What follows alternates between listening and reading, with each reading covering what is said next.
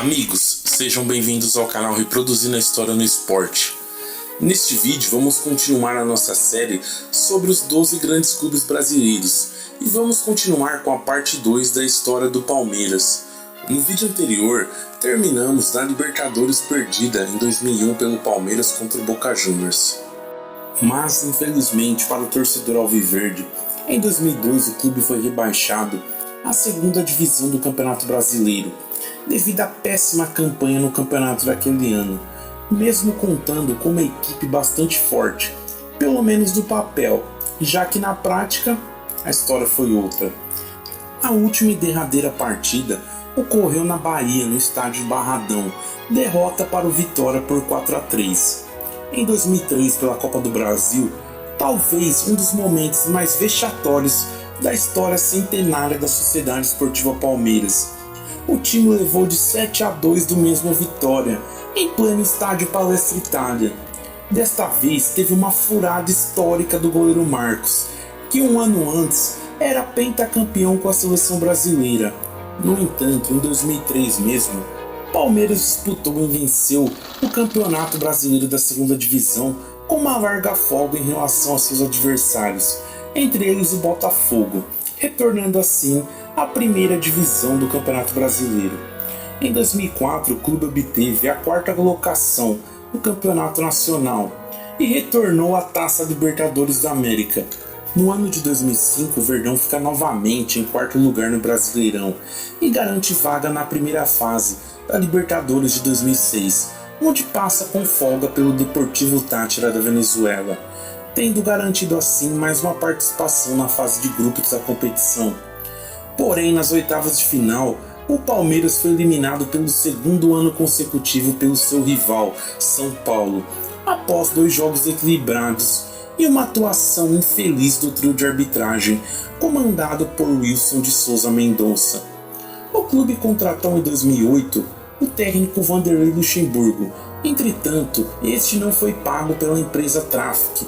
Com o time renovado e liderado pelo meia chileno Valdívia em grande fase, o Palmeiras conquistou no dia 4 de maio, após um jejum de 12 anos, o Campeonato Paulista de 2008, vencendo a Ponte Preta, por elástico resultado agregado de 6-0. Alguns dias antes, porém, de ganhar esse título, o clube alviverde é eliminado da Copa do Brasil pelo Sport, após empatar no Palestra Itália por 0-0 e ser goleado por 4-1 na Ilha do Retiro. No Campeonato Brasileiro de 2008, a equipe de Vanderlei Luxemburgo despontou como uma das favoritas ao título, mas, já sem contar com Valdívia, encerrou a competição na quarta colocação, o que garantiu a classificação para a Libertadores do ano seguinte. Neste período, a torcida tinha como ídolos Kleber, Valdívia e Pierre. Os anos de 2009 e 2010 foram de pouquíssimo brilho para o Palmeiras. Em 2009, eliminado pelo Santos nas semifinais do Paulista, após ter a melhor campanha da primeira fase, neste jogo marcado pelo desentendimento entre Diego Souza e Domingos. O Palmeiras foi desclassificado da Libertadores pelo Nacional do Uruguai, depois de empatar em 1-1 em casa em 0-0 no campo da equipe uruguaia. No Campeonato Brasileiro, já sob o comando do técnico Muricy Ramalho, o Alviverde liderou a competição durante 19 rodadas, mas não conseguiu manter o desempenho na reta decisiva e sequer, de maneira incrível, se classificou para a Copa Libertadores da América, ficando na frustrante quinta colocação, deixando a torcida muito furiosa. Em 2010, o clube manteve a maior parte do elenco da temporada anterior e obteve um desempenho pífio no primeiro semestre, ficando com a vexatória 11ª posição no Campeonato Paulista e sendo eliminado nas quartas de final da Copa do Brasil pelo modesto Atlético Goianiense. Nessa primeira metade do ano, o time passou por trocas de técnicos e nem mesmo o campeoníssimo Muricy Ramalho escapou da demissão. Além disso, houve um desgaste na relação de alguns jogadores e a torcida, especialmente na polêmica envolvendo o meia Diego Souza, que saiu do clube após retrucar ofensas de torcedores. O Palmeiras começou o ano de 2012 desacreditado pela imprensa e pela própria torcida, devido à fraquíssima temporada de 2011. O Alviverde iniciou o ano com poucas mudanças no elenco. O destaque foi a aposentadoria do ídolo Marcos. Entre as poucas contratações para a temporada, com certeza a de maior destaque foi o atacante argentino Hernán Barcos, vindo da LDU do Equador. A equipe ainda trouxe o lateral esquerdo Juninho do Figueirense e o meia Daniel Carvalho, uma negociação com o Atlético Mineiro.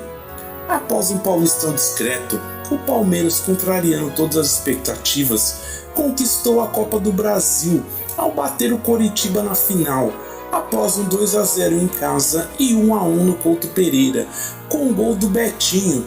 Lembra dele, torcedor palmeirense? Obviamente que sim.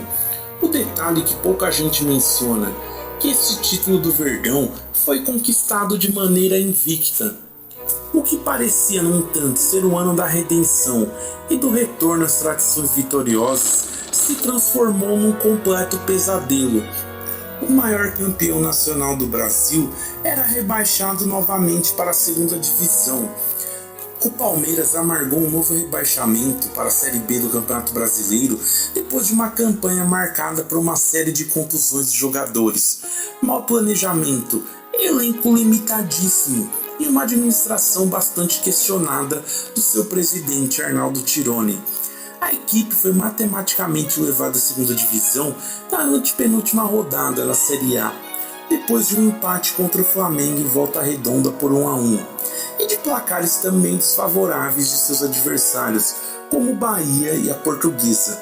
Na minha opinião, este rebaixamento, além de ser vexatório, como qualquer rebaixamento de um clube grande, foi ainda mais doído, pois o time teve que voltar a campo mais 2 vezes como time rebaixado em 2 rodadas restantes, machucando muito seu torcedor. Apesar de 2 décadas difíceis, como vimos, o Palmeiras não morreu, e há um ditado velho e batido: o que não te mata o torna mais forte. E foi exatamente isso que aconteceu com o Verdão. Mas antes, teve alguns perrengues e vou te contar aqui ainda. Após um ano bastante peculiar e incomum de conquista e rebaixamento, o Palmeiras teve como objetivo a volta à primeira divisão do Campeonato Brasileiro. A primeira novidade do ano foi a eleição do presidente Paulo Nobre, que simbolizou uma esperança de renovação administrativa do clube, após a polêmica gestão de Arnaldo Tironi. O primeiro semestre foi de desafios e dificuldades com a nova gestão, tentando reestruturar o clube e tendo como desafio de montar o elenco de jogadores num momento de crise financeira.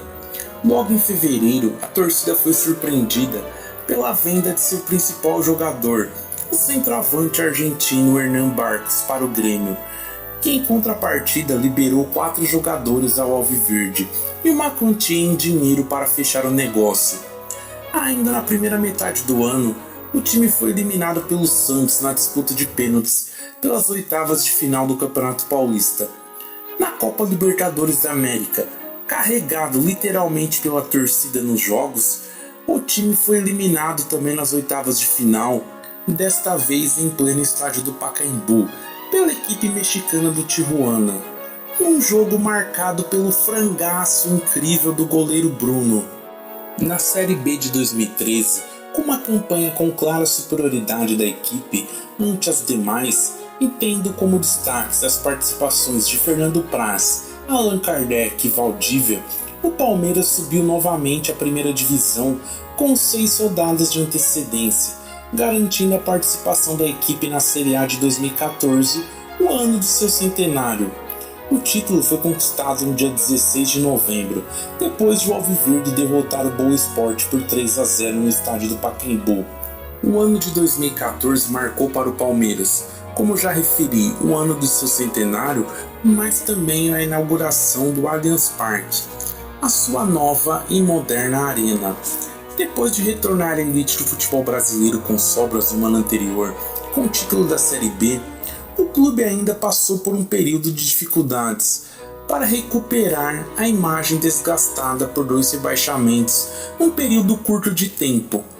Com campanhas modestas no Campeonato Paulista e na Copa do Brasil, o Alviverde trocou várias vezes de técnico em 2014 e escapou por muito pouco mesmo, de um novo rebaixamento no Campeonato Brasileiro, muito graças a uma ajudinha de seu rival Santos na última rodada do Campeonato Brasileiro, ao vencer o Vitória no Barradão por 1-0. A inauguração oficial do Allianz Parque foi realizada no dia 19 de novembro de 2014, já quase no final do ano, no jogo entre Palmeiras e Sport, pela 35ª rodada do Campeonato Brasileiro. A fase estava tão complicada para a equipe alviverde que foi derrotada por 2-0 pelo time pernambucano. No entanto, a partir daí tudo mudaria e o clube alviverde voltaria aos caminhos das glórias, e uma nova parceria e patrocínio também chegaria ao clube. Estou falando de Leira Pereira e a Crefisa. Em 2015, quando a Arena Nova teve seu primeiro ano completo de existência, o local foi palco de vários jogos, com recordes de público e de renda, e fechou o ano com a emocionante conquista palmeirense do tricampeonato da Copa do Brasil, disputa que teve o goleiro Fernando Praz como grande herói. O primeiro título da história do Allianz Parque, a nova casa palmeirense, foi conquistado no dia 2 de dezembro de 2015. Na ocasião, o clube alviverde derrotou o Santos em tempo normal, revertendo o placar da primeira partida, quando havia perdido por 1-0.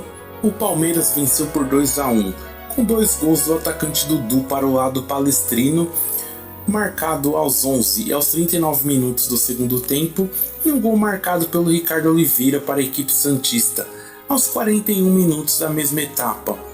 Título este que consagrou para sempre Dudu e Fernando Praz como ídolos palmeirenses, e no caso do atacante, que foi alvo de disputa pelos seus 2 maiores rivais, Corinthians e São Paulo, acabou optando pelo novo projeto do Verdão, capitaneado pelo presidente Paulo Nobre. E a partir daí, como já citei, a Sociedade Esportiva Palmeiras voltou ao caminho dos títulos, do protagonismo no lugar que nunca deveria ter saído. Em 2016, sob o comando do técnico Cuca e com jogadores decisivos como Dudu, o então jovem cria da base Gabriel Jesus, o meia Moisés e Zé Roberto, chegou ao seu 9º título brasileiro. A conquista fez com que o Palmeiras encerrasse um tabu de 22 anos sem esse título. O Palmeiras confirmaria mais um título nacional em 2018, após vencer o Vasco no dia 25 de novembro, no estádio de São Januário, no Rio de Janeiro, com o gol do folclórico, mais eficiente e esforçado Daverson, desta vez sob o comando de Luiz Felipe Scolari. Em 2020, após conquistar o Campeonato Paulista contra o Corinthians, seu maior rival, o técnico Vanderlei Luxemburgo não continuou no cargo após apresentar um futebol cuja qualidade não convencia nem a torcida e nem a imprensa. A queda de Luxemburgo foi definida em outubro, após uma derrota do Palmeiras para o fraquíssimo Coritiba por 3-1, em pleno Allianz Parque pelo Campeonato Brasileiro. Para comandar a equipe, o Palmeiras anunciou a contratação do técnico português Abel Ferreira, que estava treinando o PAOK da Grécia. O português deu sequência ao trabalho do auxiliar do clube, o Cebola, que assumiu de interino após a queda de Luxemburgo. Aos poucos, Abel foi fazendo algumas alterações e mantendo o Alviverde bem nas disputas, mesmo com um calendário apertado, com desfalques importantes por lesão e com o surto de Covid, que atingiu 20 atletas. E o resto é história. O atual comandante alviverde, até a data da publicação deste vídeo, a partir daí ganhou uma Copa do Brasil em 2020, 2 Campeonatos Paulistas em 22 e 23, 2 Copas Libertadores da América consecutivas em 2020 e 2021 e o Brasileirão de 2022. Dentro deste período, há jogos épicos, por exemplo, a virada contra o São Paulo na final do Campeonato Paulista de 2022. Após perder o primeiro jogo no Morumbi por 3-1, o time aplicou uma goleada por 4-0 no rival dentro do Allianz Parque. Outro jogo memorável foi a final da Libertadores de 2021 contra o Flamengo em Montevidéu. Vitória por 2-1, com gol decisivo de Daverson na prorrogação. Esta geração, comandada pelo técnico Abel Ferreira, além de consagrar o mesmo como ídolo alviverde, consagrou também o ótimo zagueiro paraguaio Gustavo Gomes, o goleirão Everton, os meias Rafael Veiga e Zé Rafael, e o atacante Rony. O Dudu eu preciso nem comentar, na minha opinião é o ídolo máximo desta nova fase vencedora do Palmeiras. Desde dezembro de 2021 até a publicação deste vídeo, o time é dirigido por Lila Pereira, que sucedeu Maurício Gagliotti, sendo este sucessor de Paulo Nobre. O time da torcida que canta e vibra, como vimos ao longo deste vídeo, tem muitas glórias e episódios que serão lembrados para sempre pelos torcedores palmeirenses. E há também outros episódios, claro, que o torcedor alviverde quer esquecer. Mas o que não se pode negar é a importância, a relevância e a grandeza da Sociedade Esportiva Palmeiras para o futebol brasileiro. Inúmeros grandes jogadores vestiram e vestem esta gloriosa camisa. Se você chegou até aqui, se inscreva em nosso canal e acione o sininho das notificações para não perder nada. Em breve faremos um novo vídeo contando a história de um outro clube grande do Brasil. Desde já, muito obrigado a todos vocês e até o próximo vídeo.